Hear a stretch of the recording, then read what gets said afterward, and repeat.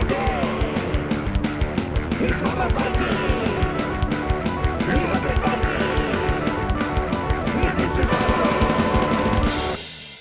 everybody, this is me, the Undead Viking. I am coming to you with another episode of my Great Dungeon Masters Steel reviews, if you will. If you're unfamiliar with these are the reviews of either modules or campaign settings or RPG sourcebooks or whatever you want to call it that I consider to be excellent material for Dungeon Masters of all shapes and sizes, whether you've been playing D&D for a long time or if you're like just getting into the hobby. And also just, it doesn't necessarily D&D either. It could be used for nearly any role-playing system or whatever. Well, I guess depending upon the source book. I mean, I wouldn't like give you a Traveler source book and say this would work great for, you know, some sort of Call of Cthulhu. Well, maybe it would. Who knows? So anyway, it doesn't matter. The whole point is that this is me spotlighting a certain product that I find to be useful in my own role-playing game, whatever. You know, it just and I'm a big believer in the fact that there's the age-old quote that nobody knows who really said it first, that said, "Great artists steal." And I think to be a really, really good dungeon master, there's only so many truly imaginative ideas that everybody has in their noggin, but what they can do is they can use other materials to inspire them to create, to you know, come up with the idea that they're going to give to their players. Now, the thing I'm going to show you, this is actually kind of an easy one to actually show off as a Great Dungeon Masters Steel source book, but this is a book that I backed on Kickstarter a while ago, and I got this a while ago too. And this, as you can see, this is the mini Dungeon Tome. Now, the idea behind this is that each, like every 2 pages in here is like just its own little tiny dungeon. Like here's this this one is the Den of the Glacial Bear or whatever, and that's like it's a self-contained little dungeon that like you as the DM could throw at the players if you wanted them to have to deal with just this. Like, you know, usually as a dungeon master you have a great deal of plot lines made up, and you could just be flying by the seat of your pants, and this would be really good for that because I need a dungeon quick. We'll do the Jotun encampment. Just do this one real quick, but a lot of most DMs or game masters or referees, whatever you want to call them, they usually have a pretty good plot line going on. They know what's going to happen. They know what the players are going to be attempting to do, what they're going to be attempting to succeed at. But sometimes, like, you know, getting from point A to point B is one of those things where it's like, yeah, you can say, okay, yeah, you travel on foot and you make it, you know, and then now you're there. But that's a really boring way to do things. And I've been actually thinking about doing a series of videos of how I DM and like giving tips and tricks. But there's so many videos out there about that, you know, and I think I'd retread over a lot of the same material. But regardless, it's something that I could do and relatively easily. I mean, I just have my own way of doing things. I would actually like to do like how to run a campaign, run a full campaign with almost no planning whatsoever. I kind of actually want to do that, but I would like to do some world building videos as well. But anyway, getting beyond this thing, this is what I'm here to talk about. I'm here to talk about the mini Dungeon Tome. So this is a pretty big book. This is the 5th edition compatible. I've seen this on the shelf at my local game store. Like I said, this is the one I backed and got through Kickstarter. But it'll run you $60. You can probably find it cheaper online if you want to. This is from AAW Games, and they just had a very, very successful Kickstarter for their giant-sized Dark Elf, Drow Elf campaign / adventure. Something I also backed. I'm eagerly kind of waiting that. But this also came out in Pathfinder as well. Unfortunately, as we all know, Pathfinder is kind of on its way out. But I think any good DM, any good player could you could transmogrify whatever you're going to get from 5e or Pathfinder and be able to move it over and do it. And I know, of course, hey, where's my name? Here, hold on. I'm just going to make sure they get. You know how you give them your name and then they put your name into the thing. There I am, right there. And I always wonder if they did misspell it or something like that. But no, I'm in the Kickstarter backers. Woo, I'm the Kickstarter backers. But anyway, it doesn't matter. The point is that this is a giant book. It's about 270 pages of 2-page dungeons that you can. They're separated by all kinds of different categories. What type of and they're all kinds of different things: the undead, animals, goblins, and what have you. And they are also like on the corner of each one, like you might be able to see that it says like level 4 to 5 for this one. The carrion home, and like there's a little map here and an evil looking hag over there, and it'll tell you like approximately what level it would. Oh, and then in the other side, it'll tell you the number of PCs over here. So this is 4 PCs, a level 4 and 5. This would be a suitable dungeon for. Now, these are not considered to be like really, really big, expansive dungeons. However, there are some of the actual adventures or the dungeons, whatever, do actually connect a little bit. They actually say you could do this one if you do this and you want to go to the next step. You can go to this dungeon that's in here, and then from that one you can go to this dungeon. So you could put together a little mini campaign if you wanted to with this book.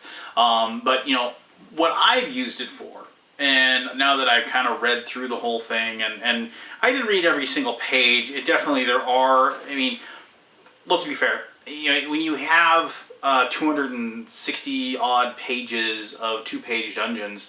Some are going to be really good. Some are going to be, the vast majority of them are going to be, oh, okay.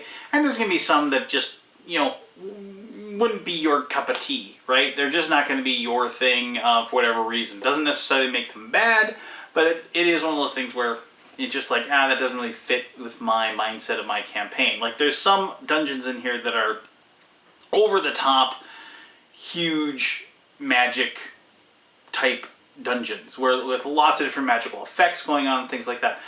I traditionally run very, very low magic campaigns. I'm a big believer in that magic items should be like extremely powerful, but it also should be extremely rare. I'm a big believer that like wizards, the fact that they basically create these things out of the air, you using some sort of either magic within themselves or magic within the world, and they shape it and they create it and do something with it, whether it's throwing a magic missile or just being able to read a book in a language that isn't their own. That's utterly fantastic, and it should be treated as fantastic. But that's more of a conversation for how I play my Dungeons and Dragons games, which is another video, like I said, I want to do. Same thing goes for clerical magic in my mind. The fact that you have somebody that is so pious, that is so connected to this greater being that lives on another plane, and then they're able to ask for and get mini miracles every single day.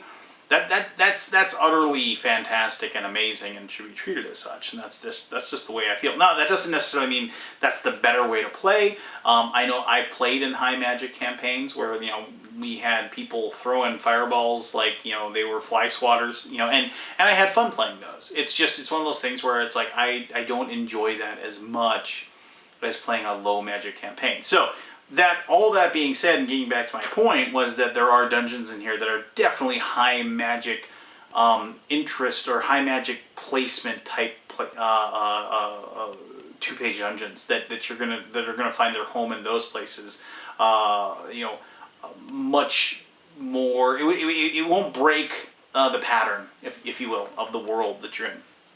Now, that being said, I could definitely see throwing something in there, because if I've definitely ground into my players how like magic is like incredibly dangerous and incredibly amazing, and then all of a sudden they find this place where magic is like all around them. That should spook the heck out of them. That's actually a pretty good change of pace type of situation you could have. But regardless, getting all the way back to my original point, I don't think any of the little dungeons, these mini dungeons that are in here, are bad in any way. I just think that depending upon the reader, depending upon the person consuming them, there's going to be ones that are just going to click better with you, and the ones that aren't going to click as well. And that's just personal taste, which you can't really account for. Now, a couple of things that did bug me a little, and I'm just and this doesn't ruin the book in any way. Like the maps themselves, like it's like all of them, like, or I should say the vast majority of them, all of them have like, and I don't know if you're able to see this, but like if you see that, like, there's a map of this dungeon, and this dungeon happens to be the Burning Temple for 4 PCs of level 5. All right, so it's just, and it's cool that these are full color maps and everything like that, but I would have just preferred that these were more classic looking. I'm not a big fan of the color maps and having to make sure that all the walls are thick, and so you can kind of show them off like so. The fact, I'm a person that I don't use any kind of, I take out a blank piece of graph paper when I make my maps, and I create them with pencil by hand. No rulers, because I just try to draw straight lines. But I like the old classic look to the old school type of dungeons that I grew up playing. So the maps themselves are very well done, and I think that they are like very, very as far as the style they're in, they're very well done. But the style just doesn't really click with me once again. And I have noticed from time to time in certain like dungeons, it's like there are a few things that are like confusing, like they don't really make sense, right? And sometimes like in the dungeon themselves, they definitely leave like some of the descriptions, some of the how to handle that particular dungeon in any way, shape, or form. It doesn't lay it out. It doesn't spell it out for the reader. And that's to be expected. I mean, you're having a 2-page explanation for, in this case, this is like a, this Burning Temple is, let's see, it's got 10 different rooms. And so in each page, I should just actually show you the layout. So you have a map, you have the name, and then like it tells you who wrote it, and then it just kind of gives you a little bit of background, and then each one of the rooms has like a description of what's in that room and so forth. You'll notice there are no stat blocks or anything for any of the monsters or anything that are in those. They actually reference you to go and turn the page to the back of the book, where you will find like the stat blocks, and these are once again kind of like what's what I'm looking for, minimalist stat blocks that are located in the back. So like it'll actually has a legend on the bottom that will show you like what each of those things mean, this legend, and then like it has like a doppelganger, and then there's a little shield, and it says, okay, so then it's got armor class of 14, and then it has like a little like a plus sign, or a little like a health bar thing, and it has 52 hit points, feet to show how many it can move, and it just kind of goes through all the different abilities or whatever, and it tells you like and it's 5e, so if you're familiar with 5th edition Dungeons and Dragons, to simplify, like they actually give the average of the damage that things do when they attack. I don't really like that. So when they list the damage, they actually just tell like the attacks it has, and then it just lists that average damage that it has, which you can still grok it out if you want to.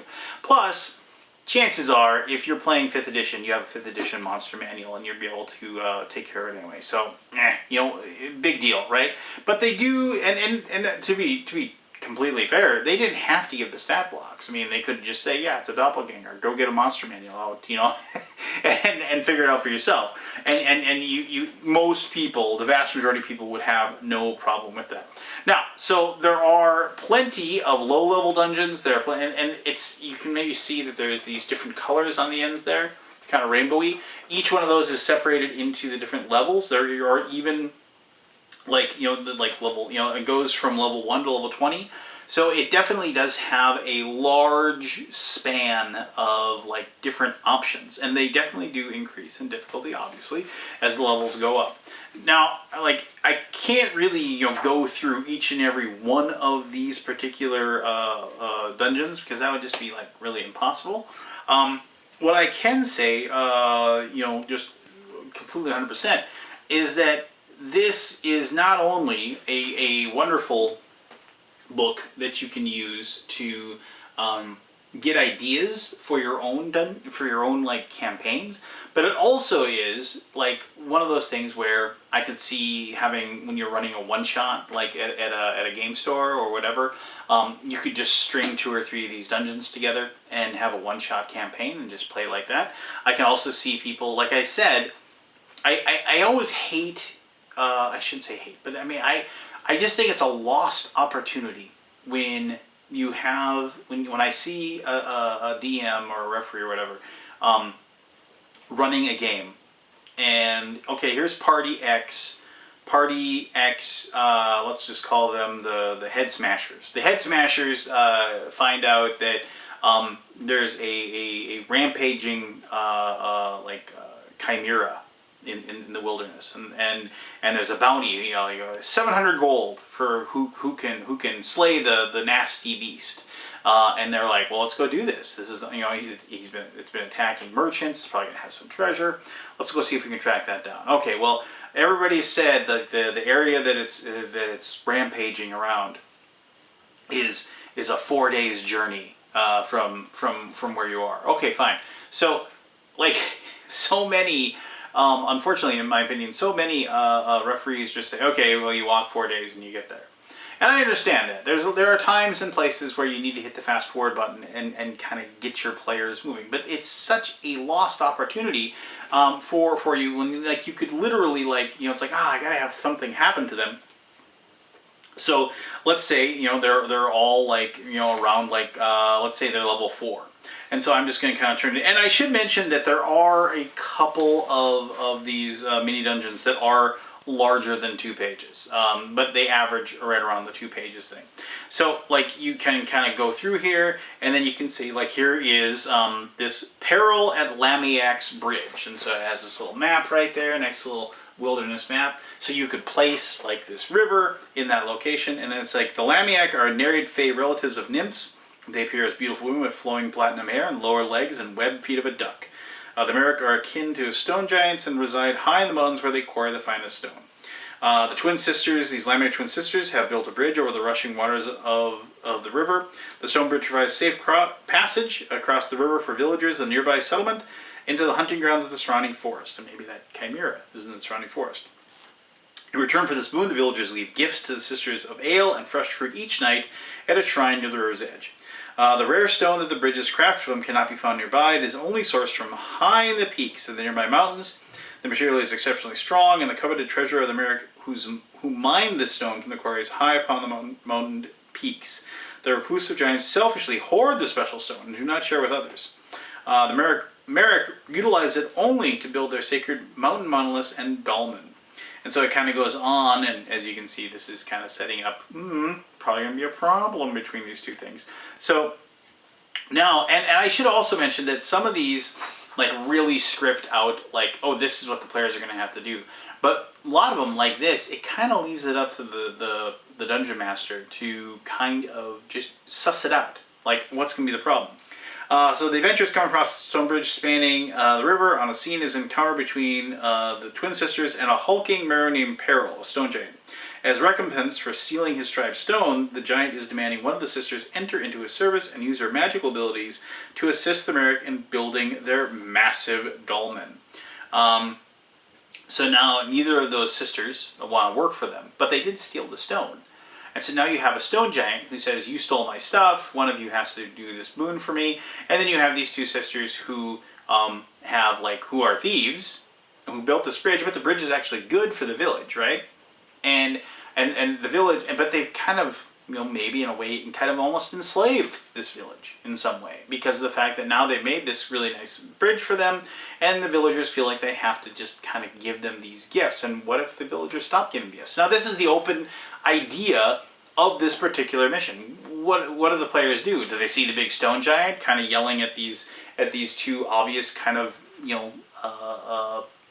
fey folk, obviously, and like, do they side with the beautiful women with the admittedly duck feet, or do they approach them, have a conversation, and figure out, it's like, well, and then the stone giant's like, you stole my stuff, or whatever. So now what do the players do? Do they try to reason? Do they try to, figure out the problem? Do they just attack the stone giant and try to drive it off? And then, and if it does run off, or they, even worse, they kill it, now they're going to deal with the idea that the stone giants might come down and attack the village. So now, look at that. That is, depending upon how, you could even turn that into the beginning of a whole campaign of going into the mountain and finding the giants and, like, trying to track them all down and slay them. Or you could turn it into a giant thing where, you maybe the players themselves try to, help the villagers build their own bridge and set it up, just so they wouldn't have to, like, have this, like, daily tribute. I mean, that seems like you have to give tribute every single day to these two duck ladies. I mean, so yeah, there's like all these different possibilities there. Or if you just want to run it just it's an encounter, you could just say, oh yeah, you're traveling and you come across this bridge. Now you've got the players interested. You've got the players sucked into your world. You've got this whole, and I've said this many times, but you have this verisimilitude. It isn't just walking from point A to point B, and here's where the drunk guy told you about the chimera and how the Lord is offering 700 gold for having it killed, and here is the spot where you're gonna go kill it. I mean, that's like basically you're watching a really bad movie that has nothing in between, right? But now is when you put this thing in the middle, you put this spot where all these, like, kind of fairly well fleshed out people and creatures and this village and all these other things in that spot that the players interact with. Now all of a sudden your world's starting to take shape, and that's what this game, this book, is really, really good at. It's giving you things like that to either just take right out of the book, slap it into your campaign world and run with it, or it is an ability, like, for you to just kind of steal that idea. Like, take that idea and switch it around. Maybe the village actually enslaved the two Fey folk somehow and made them make that bridge and make them maintain it. Maybe the village is holding like the third sister of the three hostage, and they made them go and steal the stone, from the giants in the first place to have it done. So I mean, that's just me. I just came up with that right now. But you could create, and you can create, like, you can twist it, you can change it, you can do whatever you want with it. And if you need a lower level thing, make it one of these duck-billed or duck-footed women, and instead of a stone giant, make it an ogre, make it a band of orcs. It doesn't matter. You can change it all around. You can take the basic idea and make it fit into your world. And I mean, this is an awesome book. Like I said, it's like $60. I think that's what I backed it at anyway. And I'm almost positive, like, you can probably find it for cheaper online. But regardless, really, really, really good book. I'm glad it's on my shelf. And it is, and above all else, it's just really fun to read. And the really cool thing about reading RPG books is that when you read them, those ideas get stuck in your head. And you may not remember exactly where you get those ideas, but somewhere down the road, you're going to be creating something. You're going to be creating a dungeon. You're creating a campaign world. And you're going to be like, oh, and I'll put this in there.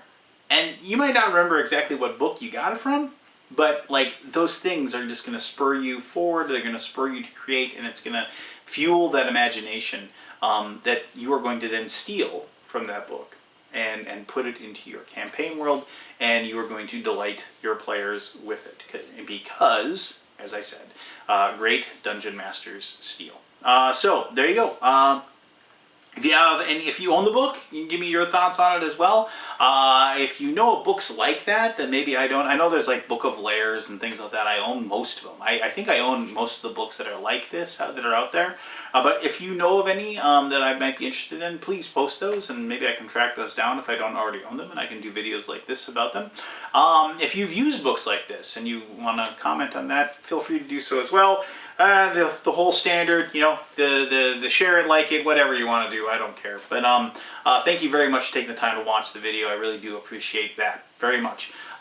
If you have any other comments or whatever, or suggestions of books that maybe not like this, or any other RPG books you'd like me to take a look at, post those too. As always, be the best possible person you can be. Be the best version of you that you possibly can be. Give out that love to the universe, and I guarantee you the universe will give that love right back. Remember, you're awesome. I'm the Undead Viking, and I'll see you next time.